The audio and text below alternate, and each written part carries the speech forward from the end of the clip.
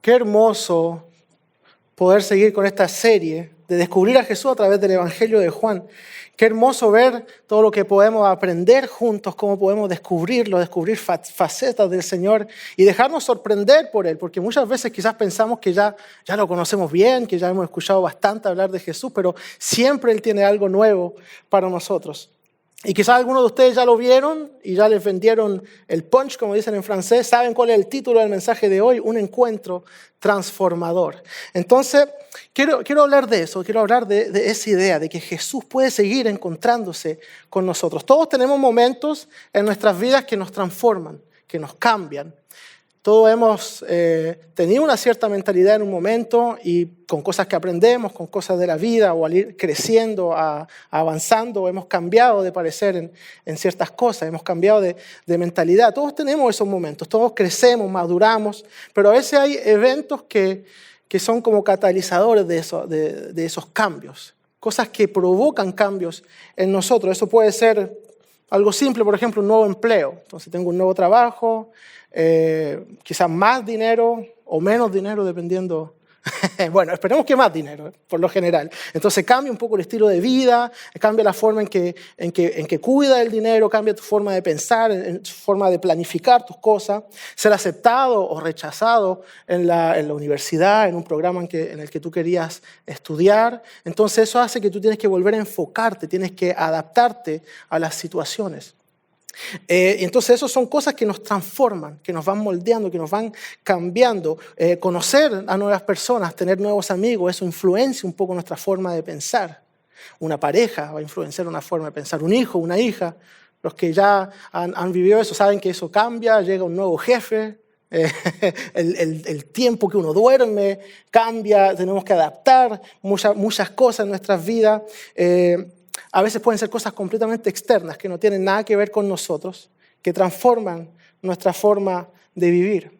Recuerdo hace más o menos 20 años atrás, un poco más, yo ese día no estaba en la escuela, era uno de esos días felices que estaba en mi casa, pero estaba enfermo. No estaba en la escuela porque estaba enfermo, estaba acostado y recuerdo que mi madre llega, prende el televisor y yo empiezo a ver esas imágenes en la pantalla que va a aparecer una foto pronto por acá, y no entendía qué estaba pasando realmente, no entendía qué es lo que era, pensaba que era una película, pensaba ¿qué está pasando? Yo estoy enfermo, estoy en la cama y de repente prenden la tele y eran las imágenes del 11 de septiembre del 2001, algo que fue terrible, que cambió muchas cosas en nuestra forma de pensar. En nuestra sociedad se instaló, por ejemplo, un miedo a viajar. ¿Cuántos que quizás viajaban en ese tiempo les dio como de repente un miedo de tomar un avión o de ir a un aeropuerto? Y cambió quizás nuestra forma de percibir ciertas cosas. La seguridad en los aeropuertos cambiaron a partir de ese momento. Y si vamos con algo más reciente, lo que acabamos de vivir hace poco, lo de la pandemia, lo del COVID, que ha cambiado muchas cosas en nuestra forma de actuar. Cuando antes hablábamos de ponernos máscaras en lugares públicos, de tener cuidado, de desinfectarse las manos, pero tanto así como lo hemos hecho durante estos últimos años, el no ser capaz de reunirnos, el no ser capaz de estar mismo en la iglesia, que tuvimos que estar cerrados por un buen tiempo, cosas que cambian, que uno quiera o no quiera, transforma nuestra vida. Transforma nuestra forma de actuar, de interactuar con los demás, transforma mismo nuestra mentalidad. Después puede ser la traición de una persona, que hace que tú te das cuenta que quizás te equivocaste en confiar en alguien y a veces es difícil volver a confiar en alguien por situaciones que se han vivido, o un diagnóstico de un médico. Aunque sabemos que estamos de pasaje por este mundo, que no vamos a estar eternamente aquí con este cuerpo físico, un diagnóstico del médico puede recordarte lo frágil que es la vida y la realidad en la que estamos viviendo y que un día nuestro tiempo se terminará acá. La muerte de un ser querido puede cambiar tu perspectiva completamente. Para los que no conocen a mi esposa, ella trabaja en el hospital, ella da tratamientos de cáncer, tratamiento de radioterapia. Y eso es algo también que la transformó, que la cambió su forma de ver su trabajo. Uno entra estudiando muchas veces lo que quiere hacer, lo que le gustaría hacer, y cuando empieza a practicarlo se da cuenta de la realidad de ese trabajo. A veces una realidad más linda de lo que creíamos, otras veces no tan linda. Los artistas, por ejemplo, que piensan que van a tocar música y van a ganar mucho dinero, pobrecitos, no siempre es cierto. O los fotógrafos, que veo por ahí algunos que son fotógrafos y sueñan de vivir de su arte. Que Dios los bendiga y que sí, esperamos que el Señor los prospere y les dé mucho trabajo y que vivan de sus sueños. En el caso de mi esposa, trabaja en el hospital y ella le da tratamiento a personas. Algunos de ellos son personas que van a estar bien, otros no. Pero los que han hablado con mi esposa se han dado cuenta de un poco de su personalidad, que siempre está riéndose, siempre está sonriendo, tratando de hacer reír, porque le gusta conversar, le gusta reírse. Y se dio cuenta que tenía esa faceta y decidió que iba a usar eso también en su trabajo. Y que iba a tratar de hacer que las personas que estaban pasando un momento difícil, triste, que quizás no entendían, lleno de angustia, pudieran tener un tiempo por lo menos de sonrisa. Un tiempo para reírse, para olvidar lo que le estaba pasando. Un propósito a algo que Dios le dio naturalmente. Ella habla, a ella le gusta reírse. Y ella decidió que lo iba a usar también en su trabajo. Cambió su forma. Ya no es dar un tratamiento. Ya no es tratar la parte física, sino a la persona también. Hablar con esa persona. Entonces, muchas cosas alrededor de nosotros nos transforman. Nos cambian.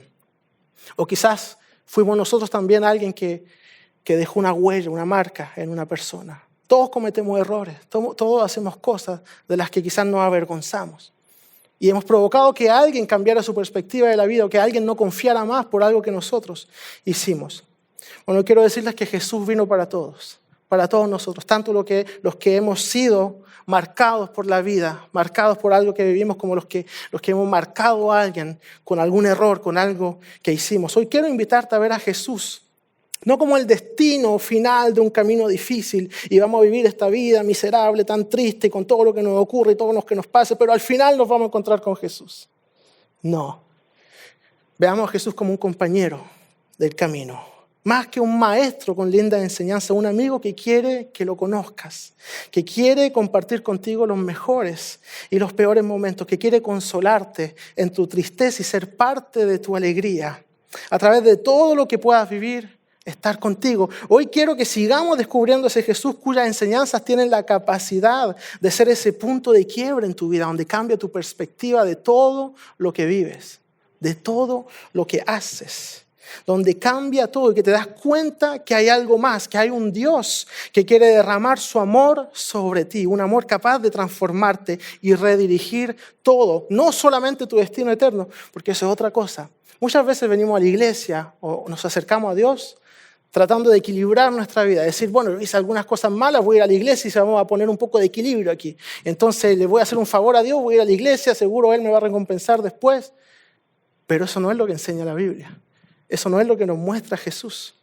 Jesús no nos muestra que estamos así tratando de equilibrar las cosas. Jesús nos muestra que tenemos que seguirlo. Y Él dice, yo he venido para que tengan vida y tengan vida en abundancia. No está hablando de después que mueran.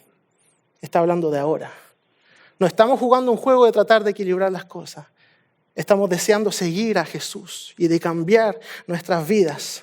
Él vino para transformarnos ahora, no para después.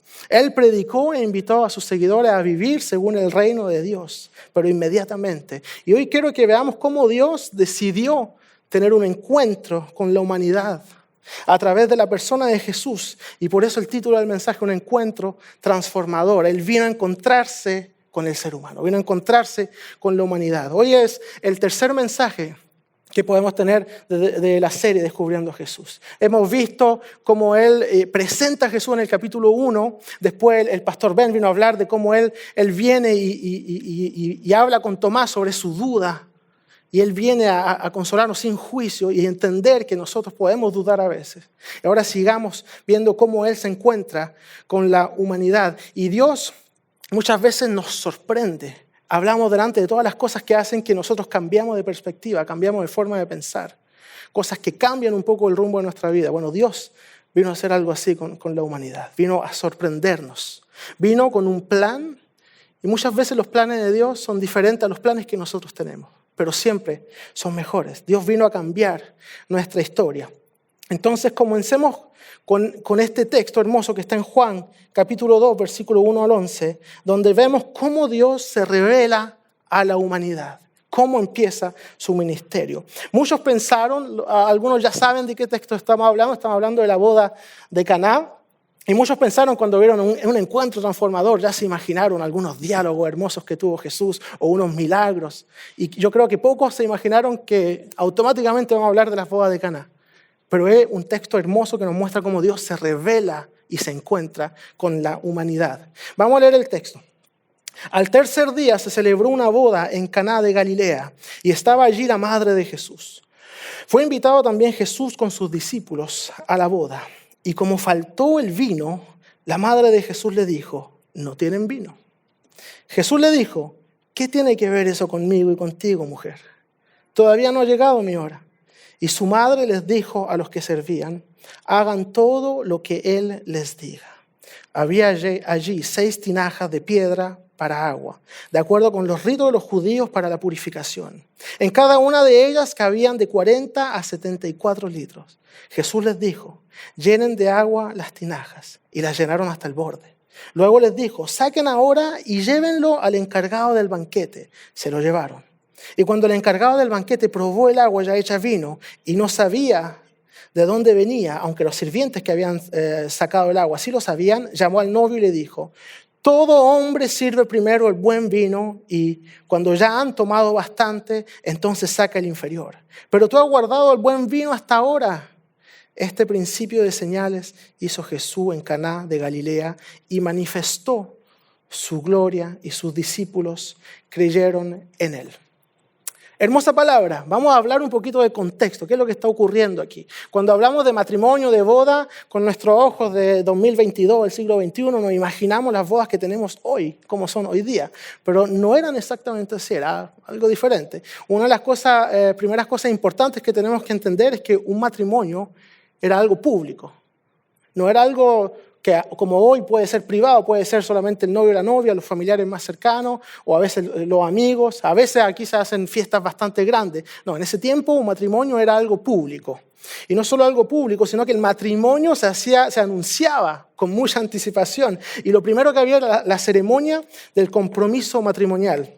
Y luego empezaba una gran planificación para la fiesta, para cuando eso iba a ocurrir. Y después llegaba el tiempo de la celebración, un banquete que podía durar hasta una semana. Una semana, no sé si yo soy el único que, no sé, me alegro al escuchar, es un banquete de una semana, comiendo, tomando de todo los jugos que queremos y todas las cosas. No sé si a ustedes les gusta comer, a mí me gusta bastante probar de todo un poco, no sé, ¿ustedes también, sí o no? ¿Sí? Ya, no, cuando él dice un banquete que duraba hasta 7 días, si lo hiciéramos hoy día, y con todas las diferentes culturas que tenemos acá, ay, hermano, sería increíble. Ya, ¿qué tendríamos? Tendríamos tacos, tendríamos enchiladas, tendríamos pupusas, empanadas. ¿Qué más? Ayúdenme, ¿con qué más tendríamos? Arepas. Ay, Señor, no había pensado. ¿Qué cosa no escuché por allá? Bueno, ceviches. Me está dando hambre, así que vamos a dejarlo ahí mejor. Entonces, no, habría eso en una fiesta. Era algo increíble y era algo que duraba bastante y había vino. Buena celebración con buen vino, eso es lo que había. Y toda la aldea participaba, no eran unos cuantos solamente, no eran los más cercanos, no era toda la aldea participaba porque a todos ellos se les hacía la invitación y todos estaban presentes y todos honraban ese matrimonio. Pero había algo importante, había muchas tradiciones y había que cumplirlas. Había que hacer una buena fiesta y había que cumplir con todo, porque habían repercusiones si no lo hacían bien. Había un cuidado muy grande en el honor, en no ser deshonrado, en no pasar vergüenza. Perder tu honor era algo serio, hasta podía cuestionarse tu lugar en la aldea, tu estatus. Entonces la reputación era algo muy importante. Por eso esa preocupación por el vino, esa preocupación tan grande de que está faltando el vino. Y hay muchas cosas que vamos a aprender de este texto, muchas cosas hermosas. Primero, eso no era una ceremonia en la sinagoga o en la iglesia, era algo público. No estaban en un lugar religioso. El primer milagro de Jesús lo hizo en una ceremonia pública, no en un lugar religioso. Lo hizo con la gente, lo hizo con el pueblo, lo hizo para responder a una necesidad. Jesús, muchas veces hasta lo trataban de glutón, de que estaba con los pecadores, de que se sentaba a la mesa con los pecadores, pero a eso vino Jesús, a encontrarse con nosotros. Eso es lo que Él vino a hacer. Entonces su ministerio comienza en un lugar público. Y otra cosa muy linda, la palabra que usa el evangelista. En muchos lugares de la Biblia, cuando se habla de milagros, en los otros evangelios, en los sinópticos, se habla de dunamis para hablar de milagro. Una palabra griega que quiere decir el poder. Mira, ahí lo pueden ver, dunamis, milagro, poder, fuerza. Eso muestra el poder de Dios. Algo asombroso. ¡Wow! El Señor hizo eso. Dunamis, un milagro, dunamis. De ahí viene la palabra dinamita. ¿Entienden? Algo con fuerza, algo con poder. Pero Él usa otra palabra. Y que la tradujeron con otra palabra. No dijeron milagro en español, dijeron señal. En la palabra semeion. También es milagroso. También es sobrenatural. Pero tiene otra cosa, tiene un carácter revelador, da a conocer algo de Dios. No es solo fuerza, no es solo su poder de hacer algo sobrenatural. Muestra que Dios está obrando a través de Jesús con un propósito. Y hay algo muy importante. Los judíos en el tiempo de Jesús estaban esperando un Salvador. Estaban esperando un Mesías y hay algo importante en el contexto del tiempo de Jesús. Ellos estaban bajo el dominio de un pueblo que para ellos era un pueblo pagano.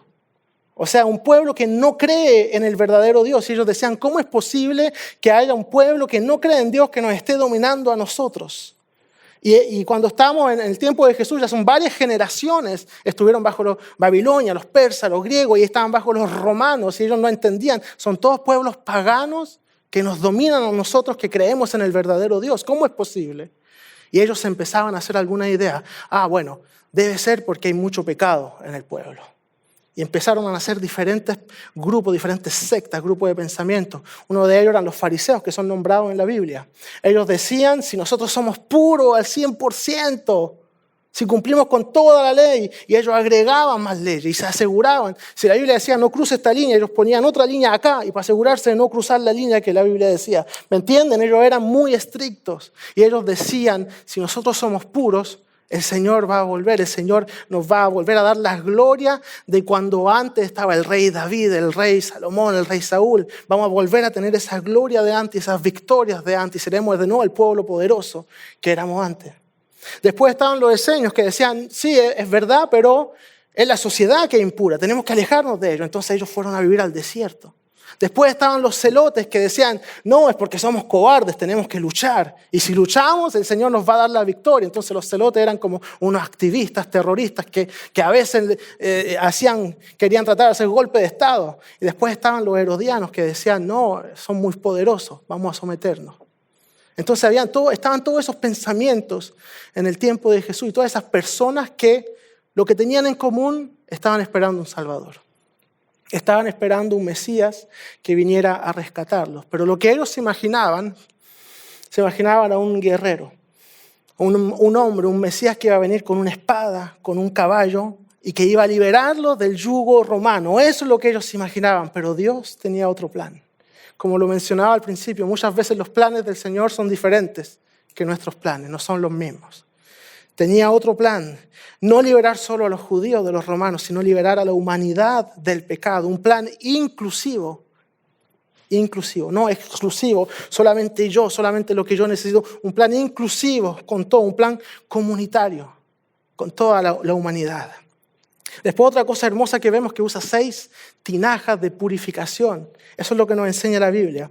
Entonces los judíos tenían muchos ritos para lavarse.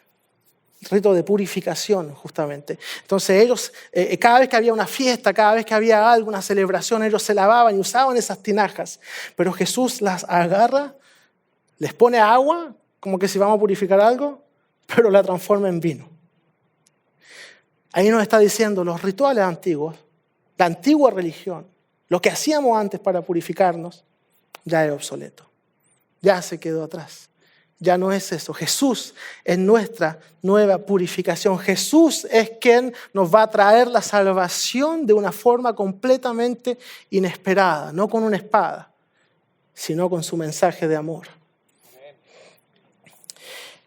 Otra cosa hermosa, Jesús resuelve un problema humano. No olvidemos que sí hay mucho simbolismo, hay muchas cosas aquí que podemos aprender. Pero Jesús estaba en una boda a donde necesitaban vino. ¿Y qué hizo Jesús? Les dio vino. A ver, pues, vamos a hacerlo o no. ¿Qué hizo Jesús? ¿Les dio? Vino. Muy bien, excelente. Entonces, prediquen conmigo, ayúdenme a predicar porque... ¿Ya? ¿Están de acuerdo? Ya, vamos a hacerlo de nuevo por si acaso. Jesús les dio... Excelente. Entonces Jesús les dio vino, Jesús les dio lo que necesitaban. Jesús se interesa a tus problemas cotidianos, a los problemas que tú dices, ¿por qué Dios va a interesarse en mí? ¿Por qué le voy a contar eso a Dios? Él se interesa a tus problemas cotidianos y a través de ellos Él quiere también hacerte crecer. Él quiere enseñarte algo. Él les da vino porque lo necesitan. Se interesa a tu angustia, a tu tristeza, a tu diario vivir y quiere ser un padre para ti. Y otra cosa muy importante, Jesús en esa boda no es más que un simple invitado.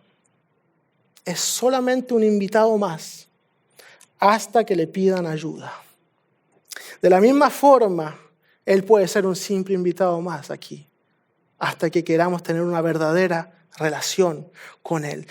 Venir a la iglesia, leer la Biblia, mismo orar, son parte de la vida cristiana, pero se transforman en solamente una religión más si no decides tener una relación genuina con Jesús en tu diario vivir, pedirle su ayuda, pedirle vino, pedirle lo que necesitas, pedirle la purificación, pedirle que Él te transforme.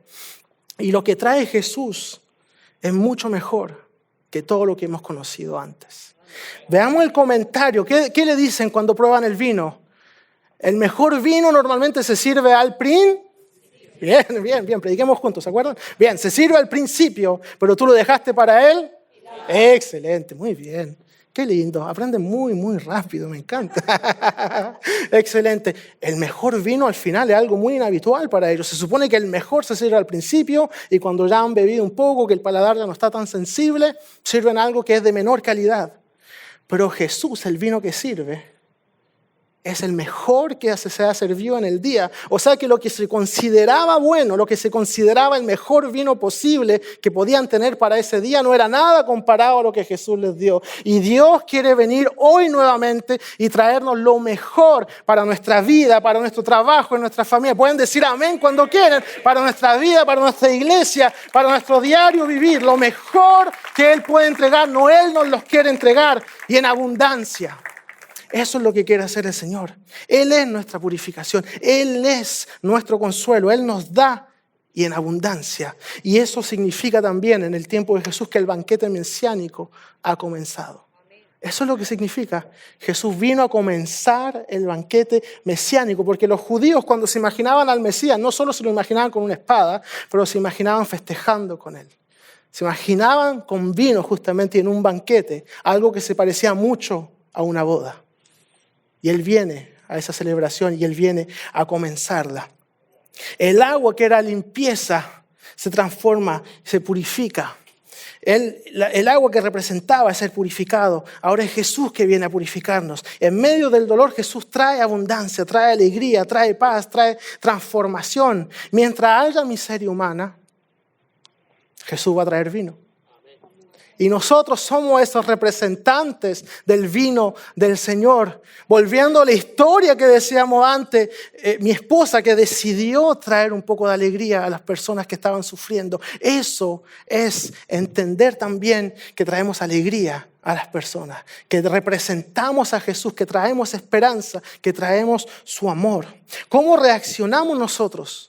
Esa es otra pregunta a ese encuentro con Jesús. Porque a través de esas bodas, Él viene a encontrarse contigo. Él viene a encontrarse con la humanidad. Y a lo largo del Evangelio de Juan vemos cómo Él se encuentra con diferentes personas. Y personas que eran realmente muy diferentes, muy distintas. Vamos a ver dos ejemplos rapidito. Vamos a ver dos ejemplos que están completamente al opuesto. Uno de ellos es un hombre muy respetado, que era considerado como un maestro, Nicodemo. Nicodemo viene en Juan capítulo 3 a encontrarse con Jesús. Por curiosidad, vio lo que él hacía, vio las señales, vio los milagros y viene a hablar con él, pero viene de noche. No sé si se acuerdan, en la primera predicación que tuvimos sobre el Evangelio de Juan, el simbolismo entre la luz, entre las tinieblas, que la luz representa la vida, la verdad, que representa a Jesús, y las tinieblas representa todo lo contrario, todo lo que se opone a Jesús, el hecho de estar ciego. Y Él viene de noche por temor a lo que pueden decir los otros. Él era un hombre religioso y, como les decía, un hombre respetado, pero sobre todo un hombre que cree que sabe. Porque eso es lo primero que le dice. Sabemos que, y empieza a hablar, les ha venido Dios. Y Jesús, con unas pocas palabras, ya lo deja callado y sorprendido. Sabemos. Eso él pensaba. ¿Y cuántas veces mismo abrimos nuestras Biblias pensando, ya sé, voy a leer de nuevo lo mismo, ya lo sé? Y quizás algunos lo han experimentado, volver a leer lo mismo y aprender nuevamente algo nuevo. Y que el Señor nuevamente te hable, que el Señor nuevamente te transforme, te renueve. Él estaba en esa situación, sabemos que ha venido de Dios, pero para él era un profeta, para él era un hombre que enseñaba cosas lindas. Y Jesús le empieza a hablar de nacer de nuevo. Y ahí lo pierde, ahí ya no lo entiende. Y eso es algo que ocurre mucho en el Evangelio de Juan. Palabras que se usan, pero que pueden querer decir dos cosas. Y casi siempre la persona con quien Jesús está hablando entiende lo que no era. Es casi cómico. Le habla de algo Jesús, simbólico, y lo toman literal. En el caso de él es hay que nacer de nuevo. Y él piensa que tengo que entrar al vientre de mi madre y nacer ¿Cómo puedo hacer eso? ¿Entienden lo cómico que es esto? Bueno, con nuestros ojos ahora viendo este texto, es necesario nacer de nuevo. La palabra que usa ahí para hablar de nacer de nuevo es anothen. Vamos a ver, por ahí debiera aparecer la palabra que quiere decir nacer del origen, desde el principio, de arriba, de lo alto, nacer de Dios. Ahí está. Entonces sí, esa palabra puede querer decir nacer de nuevo. Pero en muchos otros lugares donde Juan lo usa, está hablando de un lugar físico. Por ejemplo, cuando habla de las vestiduras de Jesús, que no tenía costadura de arriba a abajo, anothen, arriba. Entonces, no quiere decir necesariamente nuevo, nacer de nuevo, nacer de arriba. Jesús le está hablando a Nicodemo de una transformación total de su forma de pensar, de su forma de vivir, que deje de lado lo que piensa que ya sabe y que abra su corazón para recibir nuevas verdades del Señor que le quiere entregar. ¿Cuántos pueden decir amén y decir, yo necesito recibir esas verdades también?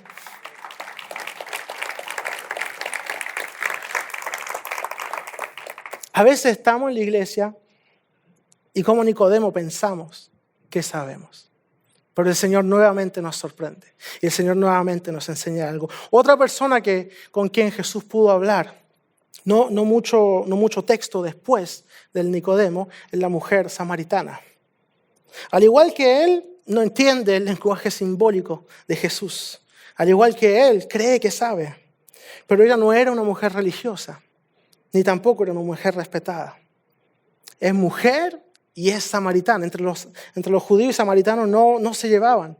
De hecho, cuando los judíos tenían que ir a un lugar y pasar por Samaria, preferían hacer un camino más largo, darse la vuelta para no pasar por Samaria y no toparse con un samaritano. Pero Jesús dice en ese momento, me es necesario pasar por Samaria, y pasa por ahí. ¿Y qué ocurre? En un momento sus discípulos lo dejan solo y él está al lado de un pozo, el pozo de Jacob, y llega esta mujer a sacar agua. A una hora muy inhabitual, a las 12 del día. Y Jesús le dice, dame de beber. Tenía sed, hacía calor. La gente no iba a sacar agua al mediodía porque era muy caliente esa hora. No iban a esa hora. Ella también, como Nicodemo, estaba escondida. Estaba escondiendo algo. Estaba escondiéndose de las otras mujeres que iban a sacar agua más temprano. No quería toparse con ellas. No quería que la vieran, que le hicieran preguntas. No quería conversar. No quería tener esa vida social con ella. Y hay una razón. Ella estaba cegada por lo que la sociedad decía de ella. Cegada por lo que había vivido. Cegada porque... Y Jesús en pocas palabras va directo a lo que ella necesitaba. A lo que ella tenía que sanar. Y de esa misma forma el Señor quiere ir a sanar cada cosa que nosotros tenemos, que quizás escondemos y que absolutamente nadie más que Jesús y usted sabe. Jesús viene para transformar, para consolar, para tocar los corazones. Y Él le habla con su lenguaje simbólico y ella no le entiende. Dame de beber. Y después ella le dije, ¿cómo me habla a mí si soy mujer y samaritana? Y tú eres judío, un hombre soltero. Es impensable que un hombre del estatus de Jesús, que es considerado como un maestro, hable con una mujer a solas y además samaritana. Y Él le dice, si supieras con quién estás hablando. Se los digo a ustedes también, si supieran quién le está hablando. Abran ese corazón para que el Señor pueda hablarles, pueda transformarlos una vez más. Y Él le dice, tú le pedirías a quien te habla agua. Y ella sigue sin entender. Pero ¿cómo vas a sacar agua? Le dice. Ella sigue hablando del agua. Agua física ahí en el pozo. Y Él le dice, no, te hablo de agua de vida, para que no tengas sed jamás. Algo que fluye de adentro de ti, algo que te transforma, algo que te purifica. El agua de la purificación, ¿se acuerdan en las bodas? Para eso servía el agua, eso simbolizaba el agua. Agua que te purifica y que te transforma. Y ella sigue sin entender, dame de esa agua para no tener sed jamás y no volver a este pozo. Sigue queriendo esconderse. No quiero volver a este pozo. No quiero volver al lugar a donde me juzgan. No quiero volver a un lugar a donde se ríen de mí. Dame de esa agua. Y ahí Jesús llega al punto exacto donde tenía que llegar. Ve por tu marido. Y ella le dice, no tengo marido. Y él le dice, bien has dicho, no tienes marido, porque has tenido 5 y con quien estás ahora no es tu marido. Entiendan bien, en ese tiempo las mujeres no podían divorciarse. El marido se divorciaba. Se podían repudiar y podía ser por cualquier motivo. Ella había sufrido abusos y ella era vista como alguien que no merecía tener marido. Y ella se escondía de la gente por lo que le decían. Y muchas veces nosotros también somos cegados por lo que dice la sociedad de nosotros y por lo que nos convencemos de que somos. Pero Jesús dijo, me es necesario pasar por Samaria. A Él no le importó absolutamente nada. No le importó que lo vieran conversando con alguien con quien Él no debía conversar. Y de esa misma forma, Él dice, me es necesario pasar por aquí hoy, encontrarme contigo, me es necesario pasar por Nueva Vida. Me es necesario hablar con ustedes y decirles que los amo y que quiero que ustedes también tengan esa agua que transforma y que purifica. Les es necesario estar con nosotros. Jesús nos habla hoy a través de su palabra. Como lo veíamos hace unas semanas, sí es cierto, nosotros no tenemos la dicha de poder hablarle a Él cara a cara físicamente. Pero para eso nos dejó su palabra, para que podamos recordar todos sus dichos y para que podamos reconocernos en cada una de esas personas que se toparon con Él. Para que podamos encontrarnos con Él a través de esas historias, de esas palabras y que sepamos que Él también nos dice lo mismo a nosotros. Me era necesario encontrarme contigo hoy. Él nos habla a través de su palabra, pero ¿qué haremos nosotros con lo que Él nos dijo? Él vino a revelarse, a preocuparse, y en esa revelación Él reveló el corazón de Dios que se preocupa del día a día, como la necesidad de tener vino en un matrimonio. Y es importante nuestra respuesta, nuestro encuentro personal con el Señor. La mujer samaritana cuando creyó, cuando entendió, cuando terminó por entender lo que Jesús le estaba diciendo, ¿qué es lo que hizo?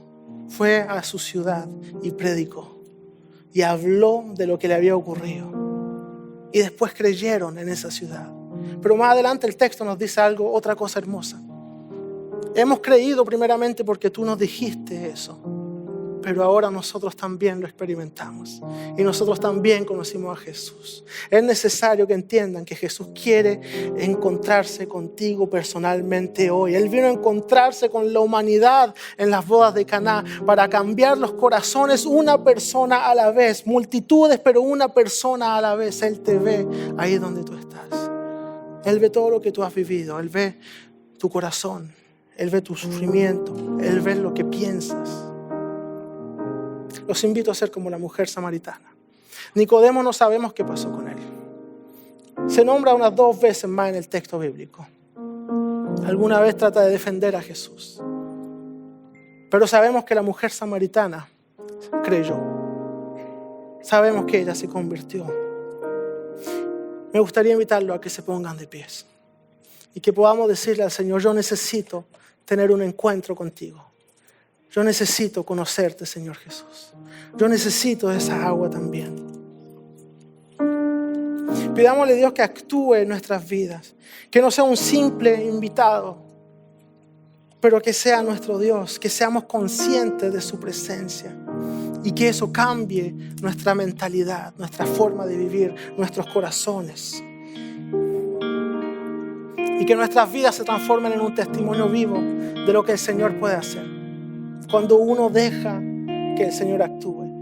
Cuando uno abre su corazón para ser sorprendidos una vez más por el Señor. Para que el Señor nos enseñe una vez más. Cuando dejamos de decir: ya sé, ya conozco a Jesús. No, dejemos que el Señor nos revele nuevamente quién es Él. Nos renueve, nos transforme. Me gustaría que oremos juntos. Y me gustaría que le declaremos esas palabras al Señor. Este es un llamado para todos, tanto las personas que han estado en la iglesia por más de 30 años y que ya dicen que conocen al Señor y que han leído tantas veces la Biblia, como las personas que están por aquí por primera vez. Todos necesitamos tener un encuentro nuevamente con el Señor y cada día ser renovados. Me gustaría que oremos juntos y que toda la iglesia pueda repetir conmigo estas palabras. Señor Jesús, ven y obra en mi vida. No quiero que seas solo un invitado. Quiero que cambie en mi corazón. Quiero sentir ese toque transformador. Quita el velo de mis ojos. Quiero conocerte de verdad. Acércame a ti. Transfórmame una vez más. Quiero seguirte. Reafirma mi fe. Reafirma mi confianza en ti. En el nombre de Jesús. Y la iglesia dice: amén, amén y amén. Dejemos que el Señor nos transforme. Denle un fuerte aplauso.